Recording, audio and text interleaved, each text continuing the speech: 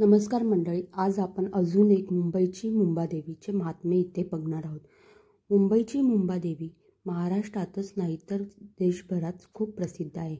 ही देवी नवसाला पावणारी असून येथे मनापासून इच्छा मागणाऱ्याच्या सर्व मनोकामना पूर्ण होतात।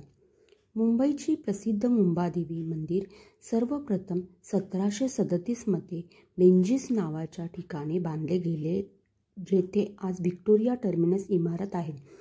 परंतु नंतर ब्रिटिशांनी ते मरीन लाईनच्या पूर्वेकडील भागात मार्केटच्या मध्यभागी स्थापित केले। त्यावेळी मंदिराच्या तिन्ही बाजूला मोठे मोठे तळे होते, जे काळांतराने बुजवण्यात आले आणि आता त्या ठिकाणी मैदान आहे। मुंबादेवी मंदिर मुंबईच्या भुलेश्वर येथे आहे। हे मंदिर सुमारे 400 वर्ष जुने आहे।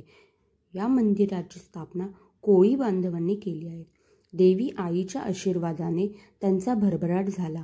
कोळी बांधवांचा असा विश्वास आहे की मुंबादेवी आई यांचे समुद्रापासून रक्षण करते। या मंदिराच्या निर्माणासाठी जमीन पांडुशेठ यांनी देणगी स्वरूपात दिली होती। नंतर मुंबईचे उच्च न्यायालयाच्या आदेशानुसार मंदिर ट्रस्ट स्थापित करण्यात आले। आता मंदिर ट्रस्ट या मंदिराची पाहणी करतात। या मंदिरात देवीची मूर्ती नारंगी रंगाची असून चांदीच्या मुकुटाने सुशोभित आहे।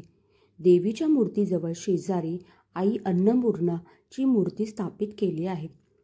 एका पौराणिक कथेनुसार मुंबादेवी ही मुंबरका या नावाने ओळखल्या जाणाऱ्या दुष्ट राक्षसाचा वध करण्यासाठी ब्रह्मदेवाने पाठवलेली 8 हातांची देवी असल्याचे मानले जाते, ज्याने तिच्या दहशतीने स्थानिकांना घाबरवले।